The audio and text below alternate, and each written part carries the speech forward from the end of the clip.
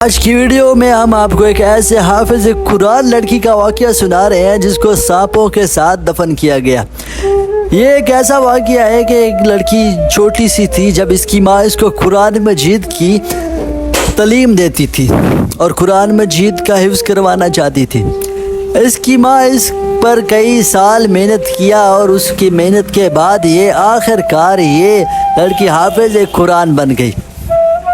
حافظ قرآن بننے کے بعد یہ روزانہ قرآن مجید کی تلاوت کرتی تھی، لیکن ایک دن ایسا آیا کہ اس لڑکی نے اپنی ماں سے کہا کہ میں بہت دن ہو گئے اپنی سہیلی سے نہیں ملی، تو میں اپنی سہیلی سے ملنے جاتی ہوں۔ آخر کار یہ لڑکی اپنی ماں سے اجازت لیتی ہے اور اپنی سہیلی کے گھر چلی جاتی ہے۔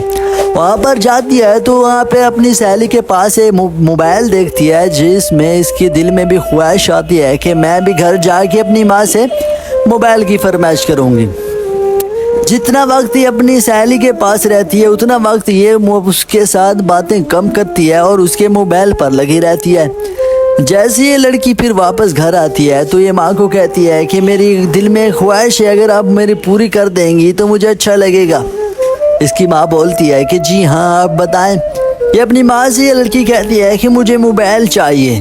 اس کی ماں اس بات پر اس کو ڈانٹتی ہے اور کہتی ہے کہ نہیں، موبائل کی کوئی ضرورت نہیں۔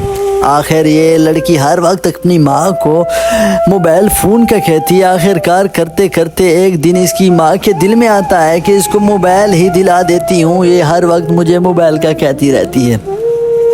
اس کی ماں اور یہ لڑکی بازار میں جاتے ہیں اور وہاں سے جا کر ایک موبائل لے لیتے ہیں۔ اس کی ماں یہ موبائل اس لڑکی کو دے دیتی ہے۔ اس کے بعد اس کی ماں سے کہتی ہے کہ قرآن مجید کی تلاوت بھی ساتھ ساتھ کرنا اور موبائل بھی یوز کرنا۔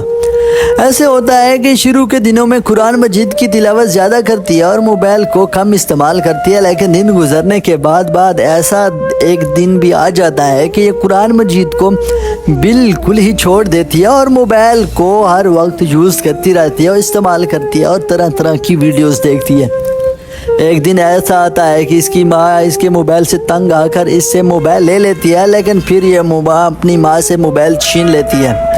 پھر ایک ایسا بھی دن آتا ہے کہ اس کی ماں گھر سے باہر جاتی ہے اور یہ لڑکی ماں کو جب دیکھتی ہے کہ میری ماں گھر سے باہر چلی گئی ہے تو یہ باہر جا کر کسی چھوٹے سے بچے کو کہہ دیا ہے کہ میرے گھر میں آ جاؤ۔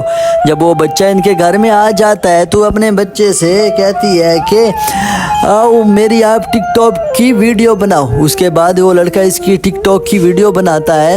یہ لڑکی اپنی ٹک ٹاک کی ویڈیو بناتی ہے، اس کے ساتھ ساتھ یہ دوسرے لڑکوں، غیر مردوں کے ساتھ اور لڑکوں کے ساتھ بھی موبائل فون پر لگی رہتی ہے، اور کئی بار اس کی ماں نے اس کو دیکھا اور منع کیا، لیکن یہ بالکل منع ہی نہیں ہوتی۔ ایک دن ایسا آیا کہ اس کی ماں نے اس کو اتنا مارا اور پیٹا اور اسے ڈانٹا کہ وہ بالکل ماں سے ناراض ہو گئی۔ پھر ایسا دن بھی آیا کہ ماں اس کو ہر وقت مارتی پیٹتی اور موبائل سے منع کرتی، لیکن یہ موبائل سے بالکل دور ہی نہ جاتی۔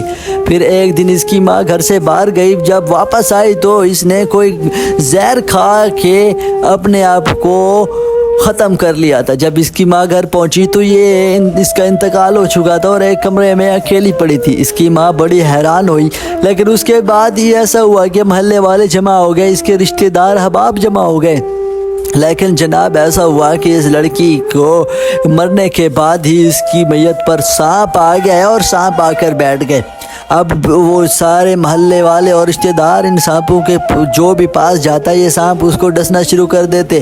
جناب اس کے پاس کوئی بھی نہیں جا رہا تھا۔ آخر کار اس وقت کے علماء سے جب مشورہ کیا گیا کہ اس لڑکی پہ سانپ کیوں آ رہے ہیں تو اس لڑکی نے اس کی ماں سے کچھ باتیں پوچھی اور اس لڑکی کی ماں نے بتایا ہے کہ حافظ قرآن تھی، لیکن اس نے قرآن مجید کو چھوڑ دیا اور موبائل استعمال کرتی رہتی تھی اور مختلف قسم کی گندی ویڈیوز دیکھتی تھی اور موبائل پر ڈانس کی ویڈیو بناتی تھی۔ اس وقت کے علماء نے اسے یہ فتویٰ دیا ہے کہ اس لڑکی کو سانپوں کے ساتھ ہی دفن کیا جائے، کیونکہ جہاں پر اس لڑکی کی قبر کھودی جاتی تھی وہاں بھی سانپ نکل آتے تھے اور اس کی میت پر بھی سانپ تھے۔ تو اس وقت کے علماء نے یہ کہا ہے کہ اس لڑکی کو سانپوں کے ساتھ ہی دفن کیا جائے، اور ایک دن ایسا آیا کہ اس لڑکی کو سانپوں کے ساتھ دفن کیا گیا اور اس کی میت کو سانپوں کے ساتھ قبر میں اتارا گیا۔ حافظ قرآن لڑکی کا یہ ایک ایسا واقعہ ہے جو کہ ہر حافظ قرآن کو چاہیے کہ اس سے وہ سبق لے اور قرآن مجید کی تلاوت کرے اور قرآن مجید کو یاد رکھے۔